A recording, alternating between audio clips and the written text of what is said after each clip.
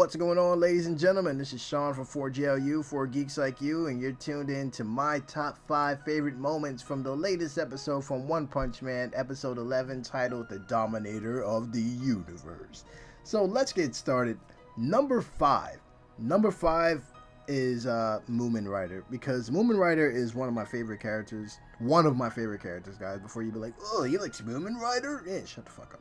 But Moomin Rider is one character that never gives up. Like, he strives to become stronger. It doesn't matter what situation he's in. He's always stepping up to the big foes. He's trying to save the citizens. And that's why I really like Moomin Rider. Even when I first started reading the manga and I came across Moomin Rider, I was like, yeah, this guy is interesting, man. Like, I hope, you just want to find out, will he excel? Will he become stronger? Because Saitama, even when he confronted Saitama for the first time, Saitama's like, hey, man, I can get off the pike and stuff. And he's like, nah, I got you. So that's something that I like to see. I like to see that he's always in these situations. And he was there. He was helping citizens, from helping them evacuate City A because of the first bombardment. So really good to see that he was in this episode. My number 4 moment comes from Bordos. His introduction in the beginning of the episode. He's talking to Ginryu Gunshoop. And he's basically telling them, like, hey, man, like, what's up with all this noise? You got to do something about this. And Ginryu Gunshoop is like, hey, it's this guy. He's up here and he's destroying stuff.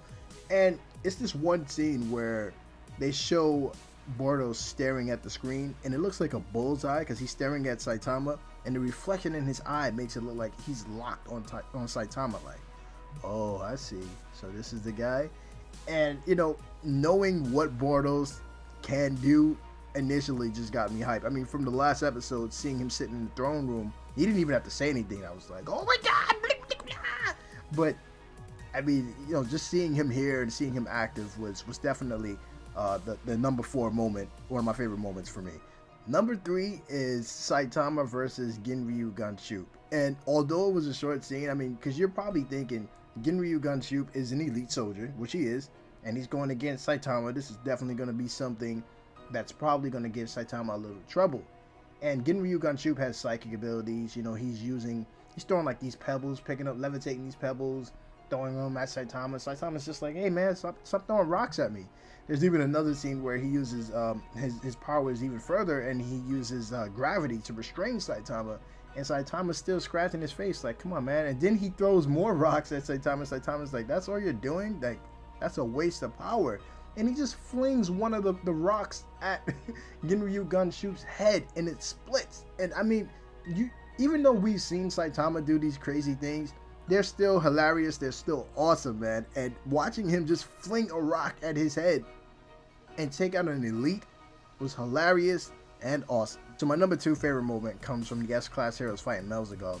And we get to see Silver Fang, Atomic Samurai, Putty Prisoner, and Metal Bat squaring off against this beast, man, who, at first, like Atomic Samurai had problems with.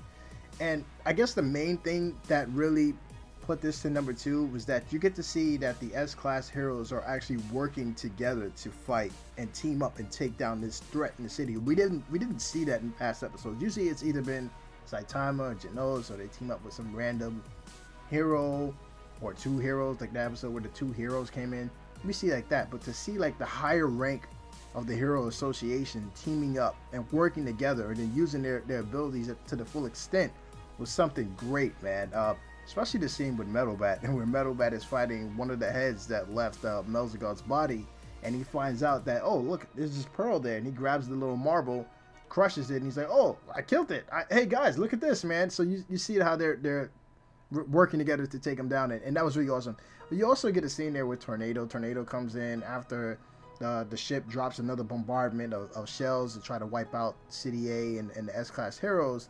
And she stops it, and then she flings the missiles back up at the ship. It wasn't anything great, but it was cool to see her actually using her abilities on screen, because we were teased about her abilities. We know that it can be kind of wild, and she's kind of like the cocky, hey, you guys need me, I don't need you kind of person. But seeing that she helped out her fellow heroes and threw it back up at the ship was something cool to see. So my number one favorite moment comes from Saitama versus Boros. I mean, this scene alone could have been on repeat for 20 something minutes and I would have still been like, holy shit, man, this is a great episode. I mean, the fact that Saitama hit Boros and he still got back up was amazing alone. But his backstory is even interesting because he's telling Saitama, look, you know, I used to go around from planet to planet destroying stuff, and I wasn't able to find anybody who can keep up with me. But then this seer told me about this prophecy of this guy that I would meet on this planet called Earth, and that this person would be able to fight me on my same level, and on top of that, they would reawaken my fighting spirit. So he's telling Saitama this, and Saitama's just like, man, you just been traveling the universe destroying stuff, and then you come to Earth and you destroy half a city, eh? And he hits him, and you're thinking in your mind, oh, that's it, man, like Boros is down, like, that's it. No, he gets back up and he's like, oh, you crushed my armor is off me now, and this armor was used to restrain my power. Now I get to wild out. It's like when Brawly's father was like, oh man, I can't control my son now, you know, the headband broke, and you're like, oh shit, like shit is about to go down, like Brawly just turned into some super beefed up steroid brick wall.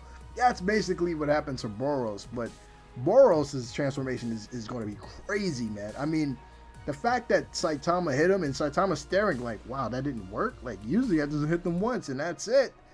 Okay, I guess I'm gonna have to step it up, man. Is crazy, and the backstory and everything is crazy. Like, this is destiny. This was prophesized. And the interesting thing is that there were two seers. They were told about the seer that told them on Earth that, yo, something is coming, trouble.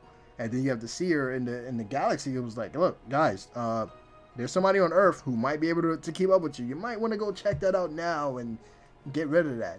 So, guys, what did you think about this episode? What did you think about Boros? Oh, what do you think about the S-Class heroes? Are you liking them more? Who's your favorite S-Class hero right now?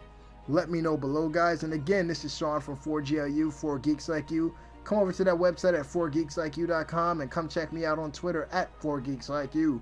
Peace.